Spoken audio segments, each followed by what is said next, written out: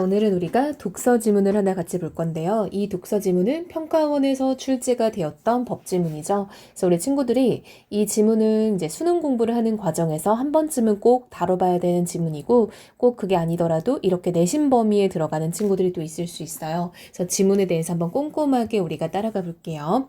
자, 사무실에 방충망이 낡아서 파손되었다면 세입자와 사무실을 빌려준 건물주 중 누가 고쳐야 할까? 라고 여러분, 지금 1문단의 첫 번째 줄이 이렇게 의문형으로 시작을 했어요. 자, 여러분 이렇게 의문형으로 시작을 한다라는 거는 결국 독자 입장에서 주의를 환기하고 집중시키는 역할을 하는 거죠. 당연히 본인이 설명해 줄 건데 한번 그냥 고민해 보게 하고 생각해 보게 하는 거죠. 자, 근데 여러분 굉장히 뭔가 약간 좀 일상생활에서 들릴 법한 그런 말이잖아요. 사무실에 뭐 창문도 아니야, 그쵸? 방충망이에요. 방충망이 낡았을 때 세입자는 여러분 이제 빌린 사람이죠. 그래서 이 임차인이라고 하고요. 그 다음에 건물주는 이제 다른 말로 임대인이라고도 할 수 있겠죠. 빌려준 사람이니까요. 자, 여러분 이 경우 민법전의 법조문에 의하면 임대인인 건물주가 수선할 의무를 진다. 자, 여러분 바로 정답을 알려줬어요. 자, 누가 고쳐야 될까라고 물어보더니 정답은요. 민법에 의하면 건물주가 고치는 게 맞대요. 그러나 여러분 역접이죠. 언제나 법적으로 그게 맞다 하더라도 예외적인 게 있을 수 있잖아요. 사무실을 빌릴 때 간단한 파손을 세입자가 스스로 해결한다는 내용을 계약서에 포함하는 경우도 있다. 이처럼, 여러분 이처럼은 정리해 부사어예요. 앞에 말을 싹 정리해 준다는 겁니다.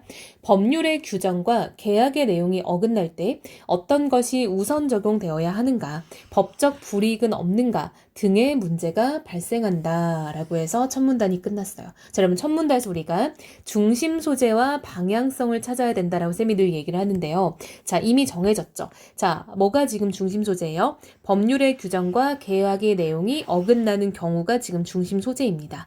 이걸 가지고 무슨 얘기를 하나 봤더니 어떤 것이 우선 적용되어야 하는가와 법적 불이익은 없는가에 대한 검토, 이게 이제 앞으로 이어지겠구나라는 거 알 수 있겠죠. 이걸 쌤이 늘 방향성이라고 말을 합니다. 이 글의 방향은 이렇게 흘러갈 거다라는 거야.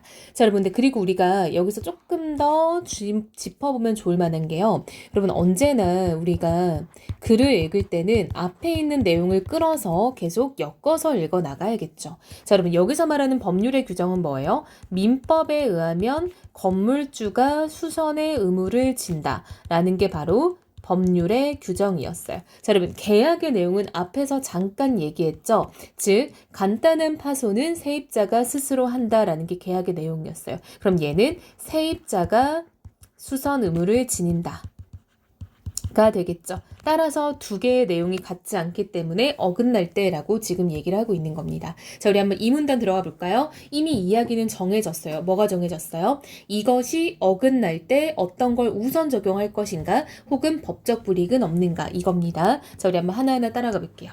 사법은 개인과 개인 사이의 재산, 가족관계 등에 적용되는 법으로서 자, 여러분 사법의 정의가 지금 나오고 있어요.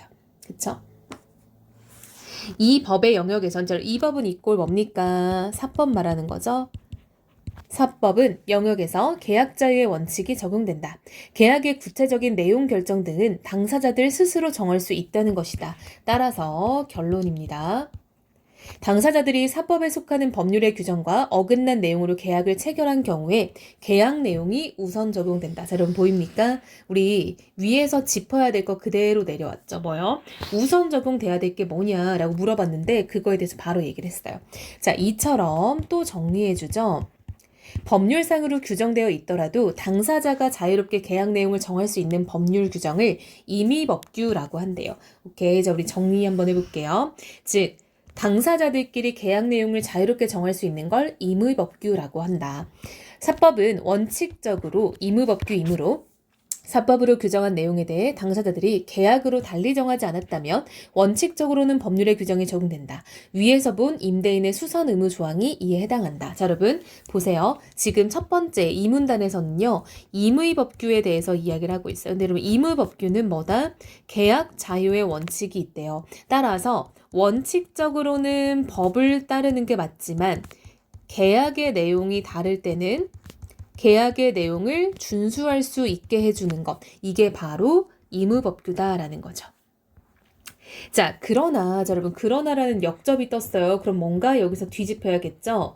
법률로 정해진 내용과 어긋나게 계약을 하면, 자, 여러분, 이 내용이 우리가 봐야 되는 내용이잖아. 왜요? 우리 여기 위에서 이게 중심 소재다라고 해서 정리를 했잖아요. 당사자들에게 벌금이나 과태료 같은 법적 불이익이 있거나 계약의 효력이 부정되는 예외적인 경우도 있다. 자, 우선은 나열의 1번이에요. 그쵸?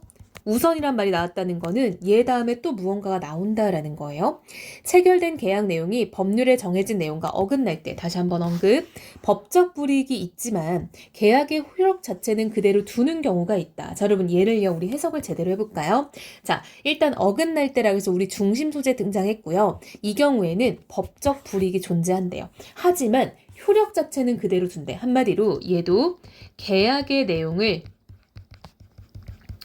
법률의 내용보다 우선시하고 있다라는 거 알 수 있겠죠.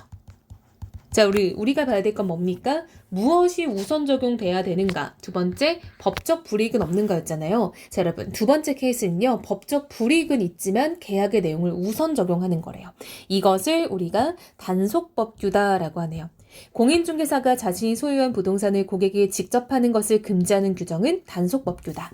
따라서 결론, 이 규정 이꼴 단속규정이겠죠? 위반하여 공인중개사와 고객이 체결한 매매계약의 경우 공인중개사에게 벌금은 부과되지만 이런 벌금이 바로 뭡니까? 법적 불이익이죠? 그쵸? 법적 불이익은 부과되지만 이라고 바꿔서 읽어볼까요? 뒤에 나올 내용은 뻔하죠? 계약의 내용은 유효하다라고 있죠. 그쵸? 계약 자체는 유효하다. 왜요? 얘는 계약은 유효하게 인정해주지만 불이익이 있는 거죠. 이 경우 계약 내용에 따른 행동인 급부를 할 의무가 인정되어 공인중개사는 매물의 소유권을 넘겨주고 고객은 대금을 지급해야 하는 것이다. 왜요? 계약이 유효하니까요. 자, 여러분 두 번째 케이스는요. 단속법규가 나왔어요. 자, 여러분 단속법규 역시 뭐가 우선된다? 계약의 내용이 일단은 우선이 되네요. 뭐보다요? 법률의 내용보다요. 자, 근데 여기는 뭐가 있다? 법적 불이익이 있긴 하다라는 겁니다. 이게 단속법규죠? 그럼 여러분, 의무법규도 이거랑 똑같은 형식으로 한번 정리를 바꿔볼게요. 자, 의무법규도 무엇을 우선시한다? 계약의 내용을 우선시한다라고 했죠. 만약 다르다면, 그쵸 여러분? 하지만 계약의 내용이 별도로 없었다면 그냥 원칙인 법을 지키면 되겠죠. 여기는 법적 불이익도 존재하지 않았어요. 그쵸? 이게 의무법규였습니다.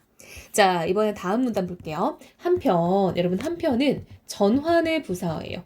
체결된 계약 내용이 법률에 정해진 내용과 어긋날 때 여러분 이렇게 친절할 수가 있나요? 지문이? 자, 보세요 여러분. 쌤이 왜 친절하다고 하는지 알겠죠? 이게 계속해서 언급이 되고 있어요. 우리 친구들이 까먹을까봐, 그쵸? 법적 불이익이 있을 뿐만 아니라 체결된 계약의 효력 자체도 인정되지 않아 급부 의무가 부정되는 경우가 있다. 자, 여러분, 법적 불이익도 존재하고요. 이 경우에는 계약의 효력 자체가 인정되지 않는다라는 거는 이 계약의 내용보다 뭐가 중요하다? 그쵸? 법률의 내용이 중요하다라는 겁니다. 그래서 이 경우에는 우선 적용이 뭐다? 법률의 내용인 거예요. 따라서 의무가 부정되는 거죠. 이에 해당하는 법조문을 강행법규라고 한대요. 이 경우에는 여러분 이 경우 뭐야? 강행법규의 경우에는 계약 당사자들은 상대에게 급부를 하라고 요구할 수 없다. 왜냐면요. 계약의 효력이 부정됐으니까요. 자, 또한 이미 급부를 이행하여 재산적 이익을 넘겨주었다면 이 이익은 부당이득에 해당하기 때문에 반환을 요구할 수 있다. 즉, 재진술, 부당이득 반환 청구권이라는 게 생긴대요. 의사와 의사 아닌 사람의 의료기관 동업을 금지하는 법률 규정은 강행법규이다. 따라서 결론, 의사와 의사가 아닌 사람이 체결한 동업계약은 계약의 효력이 부정된다. 플러스 법적 불이익도 있어야겠죠. 왜요? 강행법규니까요. 다만은 예외 규정을 이끄는 부사어인데요. 평가원의 지문에서 다만이 나왔을 때 이게 문제에서 안 쓰이는 경우가 거의 없어요. 계약에 따라 이미 동업자금을 건넸다면 이 돈을 반환하라고 요구하는 것은 가능하다. 그쵸? 왜? 계약 자체가 무효니까 오간계 있으면 원상복귀를 해야겠죠. 그러나 여러분 또 그러나가 걸렸어요. 역접입니다. 강행법규에 의해 계약의 효력이 부정되었을 때 부당이득 반환 청구권이 인정되지 않는 경우도 있대요. 급부의 내용이 위조지폐처럼 비도덕적이거나 반사회적인 행동이라면 계약의 효력이 인정되지 않을 뿐 아니라 이미 넘겨준 이익을 돌려받을 권리도 부정되는 것이 원칙이래요. 따라서 부당이득 반환 청구권도 사라졌다라는 거죠. 국가가 개인 간의 계약에 개입하는 것은 국가 안보, 사회 질서, 공공복리 등의 정당한 입법 목적을 달성하기 위해서이다. 이 경우, 자 여러분 이 경우는 뭐예요? 계약에 개입하는 경우죠. 계약의 자유를 제한하려면 필요한 만큼만 최소로 제한해야 한다는 비례 원칙이 적용된다. 이러한 비례 원칙으로 인해 국가가 계약 당사자들에게 미치는 영향이 다양하게 나타나는 것이다. 무슨 말이에요? 한마디로 이 정도에 따라서 임의법규와 단속법규와 강행법규로 나눠져서 이거에 따라 국가가 간섭을 한다라는 거죠.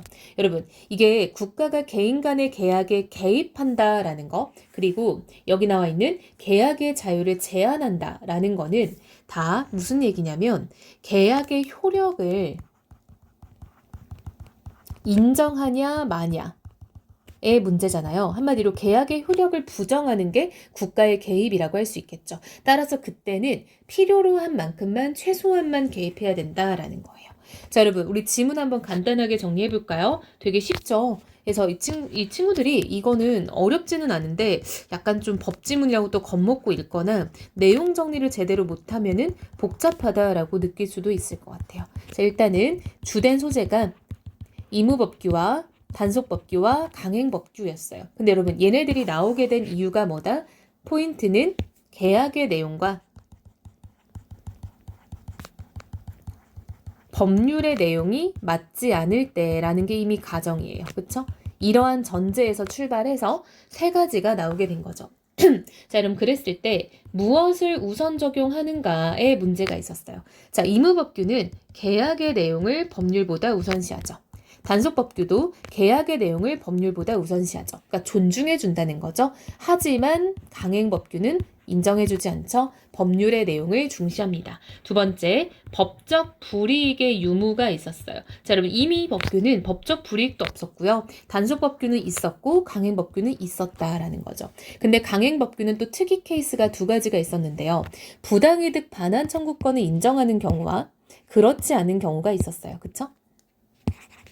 자, 부당이득 반환 청구권이라고 해서 계약의 효력이 부정되면 서로 주고받은 돈을 돌려주는 그런 청구권이 인정되는데 부당이득 반환 청구권이 인정되는 경우와 또 인정되지 않는 경우가 나눠졌었죠. 자, 인정될 때는 일반적인 경우인데 인정되지 않을 때는 그게 비도덕적이거나 반사회적인 일일 때는 애초에 안 된다라는 거죠. 예를 들면 이런 거예요. A라는 사람이 B라는 사람과 우리 글에 나온 예시처럼 위조지폐 거래를 한다 생각해보세요. B가 A에게 위조지폐를 주기로 한 거예요. 그래서 A가 B한테 돈을 이미 보낸 거죠. 근데 이게 걸린 거예요. 그럼 이게 이제 무효가 되겠죠. 그럼 이때 이 돈은 A가 돌려받을 수 없다라는 거죠. 왜요? 얘는 부당이득 반환 청구권도 인정이 안 되니까요. 여러분 이 돈이 부당이득이잖아요. 그렇죠? 부당한 이득. 하지만 돌려받을 수가 없어. 왜? 청구권 인정이 안 되니까. 이런 케이스라고 보면 되겠네요. 자, 여러분 이 글은요. 단순히 임의법규 이렇게 이름을 붙이면 안 돼요. 처음 나온다고. 얘는 법률의 규정과 계약의 내용이 어긋나는 경우라고 붙이는 게 맞을 것 같아요. 그래서 이건 평가원 지문이었고요. 이때부터 이제 법지문이 쫘라락 나왔던 시기가 있었죠. 유명한 점유 개정과 선의취득 지문도 그랬고요. 이 경우 임의법규, 단속법규, 강행법규 지문도 그렇고 그래서 법지문이 한동안 연달아 나왔던 시기가 있었으니까 우리 친구들이 한번 그런 것들만 쭉 모아서 공부를 하는 것도 좀 도움이 많이 될 것 같습니다.